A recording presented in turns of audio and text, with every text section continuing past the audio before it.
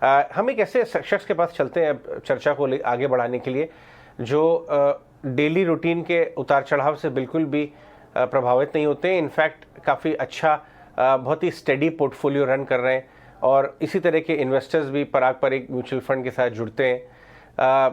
Rajiv, good morning. हमसे आज बात करने के लिए सबसे पहले बात करते हैं आपके फॉरेन पोर्टफोलियो की। जो फॉरेन कंपनीज के आपने स्टॉक्स अपने पोर्टफोलियोज के पास रखे हुए हैं, आप इतने पुराने समय से इस स्पेस को स्टडी कर रहे हैं। मैं कह सकता हूं कि जब इन्वेस्टिंग इन यूएस उस समय बहुत फैंसी नहीं था, तब आपने अहेड ऑफ द कर्व ये स्टेप लिया था। तो इस समय जो वॉलेटिलिटी आ रही है यूएस मार्केट में, for whatever reasons, valuation, ये सब आपके, तो आपका वो पोर्टफोलियो कैसा चल रहा है और आप कैसा बिहेव कर रहे हैं? आपने कहीं ट्रिम किया है या आप ऐड कर रहे हैं? तो जो उतार चढ़ाव बाजार में दिख रहा है वो ग्लोबल मार्केट्स में भी चल रहा है और भारत में भी चल रहा है। इस बार जो फैक्टर्स जो असर कर रहे हैं बाजारों पर, वो विदेश में और भारत में एक समान है। एक फैक्टर तो ये है कि ब्याज दर कहाँ पर जाएंगे, जो महंगाई का दर है, इन्फ्लेशन रेट है, वो कहाँ पर जाएगा, ग्रोथ कितना आएगा, और कोविड के बाद रिकवरी कैसी आएगी। तो ये जो फैक्टर्स हैं वो सारे बाजारों को अफेक्ट कर रहे हैं। तो जो हाई देखने को मिले थे हमें कुछ महीने पहले, उससे गिरावट आई है विदेशी बाजारों में भी और भारत में भी। तो ऐसे कुछ खास अलग नहीं हो रहा है वहां पर। एक चीज जो हो रही है वो, जो कोविड के लॉकडाउन थे तब जो डिजिटल कंपनियां हैं या जो इंटरनेट की कंपनियां हैं, उनके कारोबार में बहुत ही ज्यादा तेजी आ गई थी। तो इसके मद्देनजर काफी बढ़ाव आया था इनके शेयर के दामों में। तो जो अल्फाबेट है, जो गूगल है, अमेजोन है, माइक्रोसॉफ्ट, ऐसी कंपनियां काफी ऊपर तक गई थी। और अभी जब लॉकडाउन खत्म हो चुके हैं और लोग फिर से बाहर जाने लगे हैं, तो इसमें थोड़ी गिरावट आई है हाई से।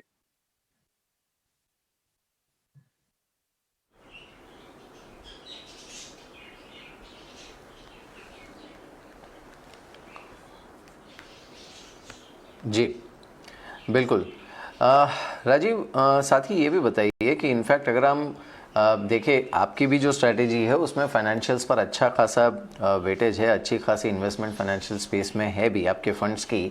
और यही वो स्पेस है जो इस समय दरअसल एक जिसे कहते हैं कि बड़े इंटरेस्टिंग स्टेज में है, बिकॉज इंटरेस्ट रेट्स की कंसर्न, वैल्यूएशंस की कंसर्न, चाइना में रेट लूजनिंग, यूएस में रेट टाइटनिंग की कंसर्न, इंडिया का अभी भी जो वेट एंड वॉच मोड है, ये सारी चीज़ें कहीं ना कहीं ये जो पूरा स्पेस है इसे काफ़ी इंटरेस्टिंग बना देती हैं। तो फाइनेंशियल्स पर आपका व्यू इस समय क्या है, आपकी क्या रणनीति है? ये बहुत ही दिलचस्प सवाल है। और आज जब हम देख रहे हैं बाजारों में, तो सारे बैंक के दाम नीचे हैं।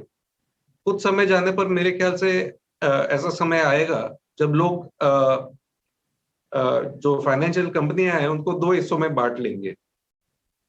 एक ऐसी कंपनियां हैं, ऐसे बैंक्स हैं जहां पर उनका कॉस्ट ऑफ डिपॉजिट काफी कम है, और ये बैंक एक काफी बड़े करंट अकाउंट बैलेंसेस होते हैं, सेविंग्स अकाउंट बैलेंसेस होते हैं, जिन पे ब्याज दर 0 देते हैं करंट अकाउंट पे, या सेविंग्स बैंक अकाउंट पे 3-3.5% ब्याज देते हैं। तो ये जो लो कॉस्ट डिपॉजिट हैं कुछ बैंकों की, इस पे काफी अच्छा मुनाफा होगा इनको आगे जाते हुए, जबकि ब्याज दर बढ़ने लगे हैं। एक चीज पर ध्यान दे तो जो सेविंग्स अकाउंट रेट है, उतने ही रेट पे शॉर्ट टर्म ब्याज दर आ गए थे भारत में। अगर अब शॉर्ट टर्म रेट बढ़ने लगे तो इनके मार्जिन बढ़ेंगे। तो ये एक हिस्सा हो गया फाइनेंशियल कंपनियों का। दूसरा हिस्सा वो है जो होलसेल डिपॉजिट्स पर डिपेंड करते हैं, जो हाल की जो ब्याज दर है उस पे बोरो करके सामने उसको को लोन देते हैं लोगों को। तो ऐसी जो कंपनियां हैं जिनकी डिपेंडेंसी है होलसेल डिपॉजिट पर या हाल के ब्याज दर पर, उन पर बुरा असर होगा ब्याज दर बढ़ने से। तो आज तो ऐसा माहौल है कि सभी बैंक गिर रहे हैं, लेकिन आगे जाकर जो लो कॉस्ट डिपॉजिट वाले बैंक हैं उन पर अच्छा प्रभाव होगा और उनके दाम फिर ऊपर आ जाएंगे। ऑलराइट, ठीक है मिस्टर टक्कर। मॉर्निंग, प्रियंका यार, एक और आपसे व्यू जानना चाहेंगे, क्योंकि बहुत ज़्यादा एक कंसेंसस व्यू जो बन रहा है वो ये कि ग्रोथ वर्सेस वैल्यू इन्वेस्टिंग में आपको इस वक्त इस साल जो है वो वैल्यू स्टॉक्स में मौके ढूंढने चाहिए, लेकिन आईटी में इस तरह से आपको इस व्यू को लेकर आपका अपना पर्सनल व्यू क्या बनता है आईटी स्पेस को लेकर? क्या आपको लगता है कि आईटी पूरा ही अंडर परफॉर्म कर सकता है इररिस्पेक्टिव ऑफ कि there is valuation left in mid cap IT?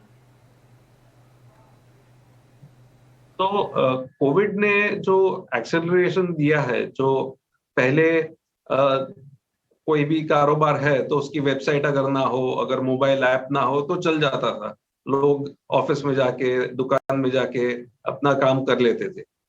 Covid आने के बाद ये बहुत जरूरी हो गया है कि हर बिजनेस अपनी आईटी इंफ्रास्ट्रक्चर में ज्यादा निवेश करे और अच्छा आईटी इंफ्रास्ट्रक्चर बनाए। तो ये जो ट्रेंड देखने को मिला है पिछले 2-3 वर्षों में, ये जारी रहेगा। जो कारोबार है आईटी कंपनियों का वो बढ़ रहा है, स्टाफ की डिमांड है, काफी नए इंजीनियर्स को वो लोग एम्प्लॉय कर रहे हैं, तो वो जो ट्रेंड है वो बरकरार रहेगा। हुआ क्या है कि जो वैल्यूएशन है कुछ कंपनियों के वो बहुत ज्यादा बढ़ गए, तो जो मिड कैप आईटी कंपनियां हैं उनके वैल्यूएशन काफी ज्यादा बढ़ गए हैं। तो इसको देखते हुए कुछ स्टेबलाइजेशन आ सकता है या कुछ दाम नीचे आ सकते हैं ये जो मिड कैप आईटी कंपनी में।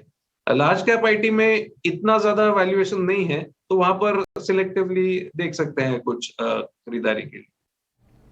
टीसीएस ऑफ कोर्स आज डेज हाई पे है, लेकिन और भी large cap IT companies relatively कम गिरी हैं। राजीव, और कौन से एरियाज आप इस समय स्टडी कर रहे हैं अपने पोर्टफोलियो में इंक्रीमेंटल चेंजेस के लिए? क्या नॉन फार्मा आईटी एक्सपोर्ट्स या कैपिटल गुड्स एक एरिया है जो आपने देखा हो? क्योंकि अगर कैपेक्स साइकिल वाकई में इंप्रूव हो रहा है तो ये companies beyond LnTs of the world, capital growth engineering, वो स्टडी किया है आपने अपॉर्चुनिटी के हिसाब से? कैपिटल गुड्स में ज्यादा निवेश नहीं है हमारा, क्योंकि काफी सारी कंपनियां कैपिटल साइकिल से जो जुड़ी हुई हैं, उनके जो फिक्स्ड असेट होते हैं या उनको जो फैक्ट्रियां लगानी होती हैं या जो बैंकों से बोरोइंग करके काफी इंफ्रास्ट्रक्चर में खर्चा करना पड़ता है, इसको देखते हुए हमारा ज्यादा निवेश नहीं होता है इस क्षेत्र में। लेकिन एक चीज मैं कहना चाहूंगा कि जो हाल का माहौल है, जो बदलाव है, तो पिछले 1-1.5 साल में जो नए आईपीओज आए हैं बाजार में, उनमें सावधानी बरतनी चाहिए, क्योंकि जब ब्याज दर बहुत कम थे और जब ग्रोथ की बात चल रही थी तो लोग 5-10 साल आगे तक की बात करते थे, कुछ लोग तो 20 साल की बात करते थे। कंपनियों के मुनाफे नहीं है, घाटे में चल रही कंपनियां हैं, उनको बार बार कैपिटल रेजिंग करना पड़ता है उनका कारोबार चलाने के लिए, तो ऐसी ही कंपनियों में सावधानी बरतें। मुझे पता है कि आईपीओ दाम से कुछ गिरावट आई है, लेकिन अभी भी एक बार देख लेना चाहिए ऐसी कंपनियों में। अगर कॉन्फिडेंस है तभी निवेश करना चाहिए इसमें, वरना अगर कॉन्फिडेंस नहीं है कि कुछ सालों बाद इन कंपनियों में मुनाफा आएगा तो घाटे पर भी बेच देना चाहिए, और ऐसी कंपनियों में काफी सावधानी बरतनी चाहिए। बिल्कुल।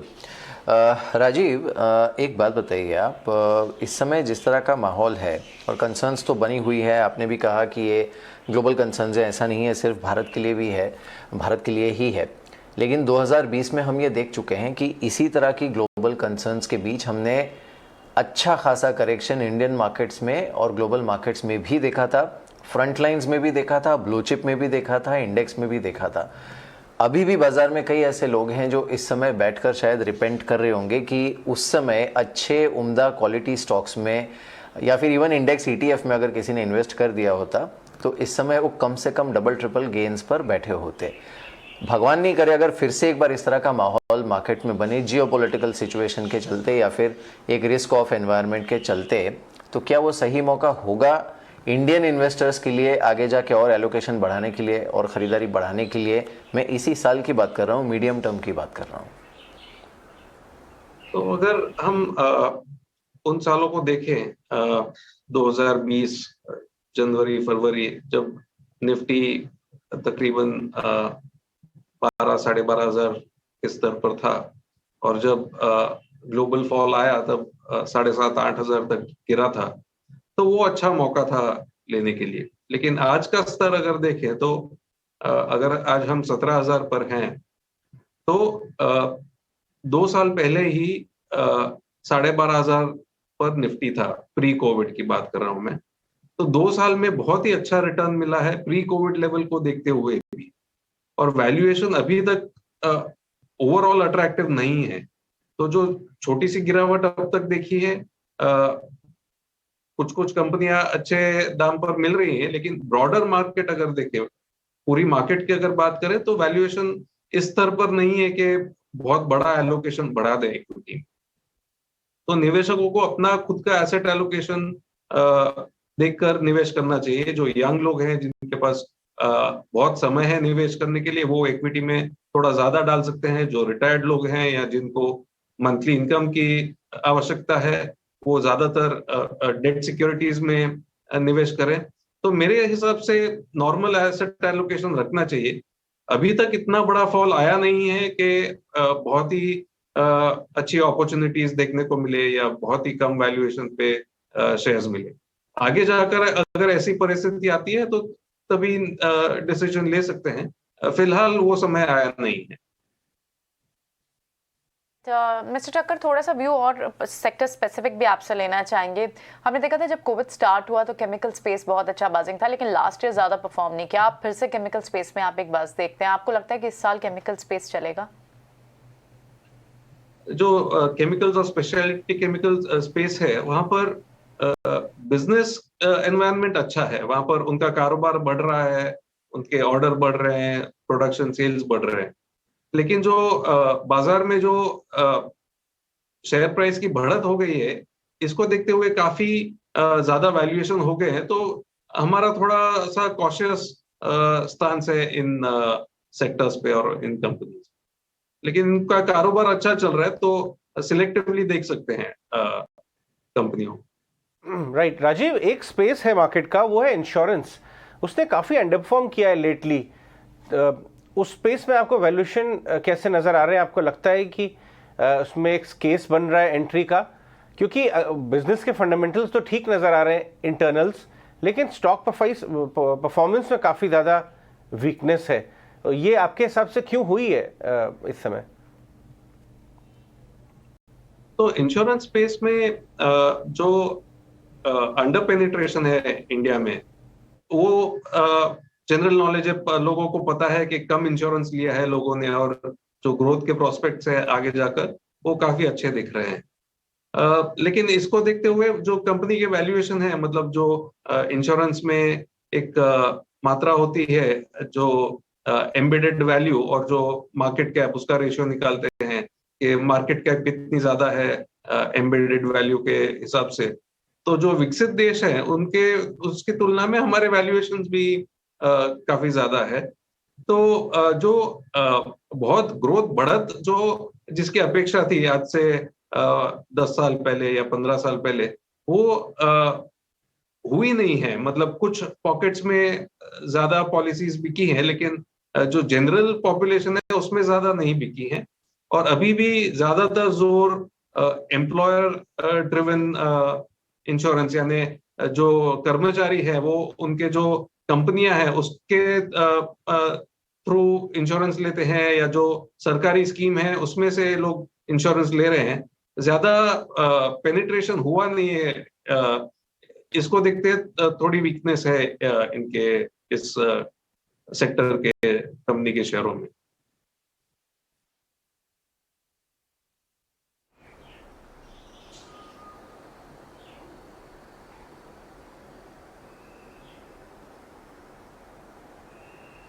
जी, इस बीच एक सवाल आपसे राजीव, थोड़ा सा मैक्रो को लेकर मैं पूछना चाहूँगा कि एक जो एक अंदाज लगाया जा रहा है कि इस साल शायद हो सकता है एटलीस्ट 4 रेट हाइक तो फेड की तरफ से हो ही जाएंगे एट सम पॉइंट। भले ही आरबीआई इस समय बहुत ज़्यादा हॉकिश नहीं हो, लेकिन नज़र उनकी रहेगी महंगाई पर। आपका अनुमान क्या है इस कैलेंडर ईयर में आरबीआई की तरफ से कितनी टिंकरिंग रेट्स में हो सकती है, और क्या वो प्राइस्ड इन है मार्केट में? तो ये बहुत ही कठिन प्रश्न है, क्योंकि हाल ही में आरबीआई की कमेटी की मीटिंग थी और उन्होंने अनाउंसमेंट किया है कि कुछ भी रेट हाइक नहीं करने वाले इस बार, जबकि बाजार में सबका अनुमान था कि 15 बेसिस पॉइंट बढ़ जाएगा रेट या 40 बेसिस पॉइंट बढ़ जाएगा। वो नहीं हुआ है, तो ये प्रेडिक्शन करना बहुत ही मुश्किल है। एक चीज निश्चित है कि जो रेट कटिंग साइकिल है वो तो नहीं हो रही है, जो रेट इंक्रीज साइकिल है वो धीरे धीरे आएगी। कितने स्तर पर जाएंगे रेट्स वो कहना मुश्किल है, लेकिन जो आपने प्रश्न पूछा क्या ये प्राइस इन है, मेरे हिसाब से प्राइस इन है, क्योंकि लोग जो देख रहे हैं महंगाई का दर या इन्फ्लेशन रेट जो देख रहे हैं, सबकी अपेक्षा है कि ब्याज के दर बढ़ेंगे। और जो हम लंबी अवधि के बॉन्ड्स देखें बाजार में, तो आज जबकि जो नजदीकी ब्याज दर 3.5 से 4% के बीच में चल रहे हैं, तो लंबी अवधि के जो बॉन्ड्स है वो 7% तक पहुंच गए हैं। तो मेरे हिसाब से ये प्राइस इन है बॉन्ड के बाजार में भी और इक्विटी में भी, कि कुछ रेट हाइक्स आएंगे आगे जाकर। राइट। ऐसे में राजीव, क्योंकि कई सारे थीम्स अकॉर्डिंगली सिचुएशन के अकॉर्डिंग चले हैं। अब जिस तरह की बात की जा रही है कि अगर सब कुछ नॉर्मलाइज होता चला जा रहा है तो बिजनेस एक्टिविटी नॉर्मलाइज होगी, बिलेजर जो नया टर्म है वो आपको पिकअप होते हुए दिखाए। और हमने देखा भी पीछे, होटल हो, बिजनेस एक्टिविटीज हो, लेजर, गोइंग आउट, ये सारे स्टॉक्स और ये वाले सारे थीम्स चले हैं। हालांकि बाजार में क्या आपको लगता है जो जितना कंप्रेशन पीछे हमने देखा वो सारा फैक्टर इन हो चुका है, या अभी और मोमेंटम बाकी है इन स्टॉक्स में? कैसे देख रहे हैं आप इस स्पेस को इस साल के लिए? तो जब लॉकडाउन हुआ और जब ओपनिंग अप हो रहा है और नॉर्मलाइज हो रहा है, तो उसकी वजह से सेक्टर रोटेशन करना बहुत ही मतलब खतरनाक चीज है। जो ट्रेडर्स हैं वो इसे कर सकते हैं, लेकिन जो लंबी अवधि के जो निवेशक हैं उन्हें ऐसा नहीं करना चाहिए। अगर प्री कोविड लेवल का कारोबार देख लें और उसके हिसाब से अगर वैल्यूएशन अच्छे दिख रहे हैं तो बेशक निवेश कर सकते हैं। लेकिन काफी सारे ऐसे सेक्टर्स हैं जहां पर हाल के जो वैल्यूएशन है वो अभी के प्रॉफिट को ना देखते हुए प्री कोविड प्रॉफिट को भी देख ले तो भी ज्यादा दिख रहे हैं। तो सेक्टर रोटेशन में नहीं जाना चाहिए, और जो शेयर खरीदते हैं उसको 4-5 साल निवेश की दृष्टिकोण से ही देखना चाहिए। राइट। ऑल राइट राजीव, आज हमसे बात करने के लिए बहुत बहुत धन्यवाद। बहुत ही अच्छा लगा आपके थॉट्स चैनल पे आपने शेयर किए। आगे बढ़ते हैं और कुछ और टॉप कॉर्पोरेट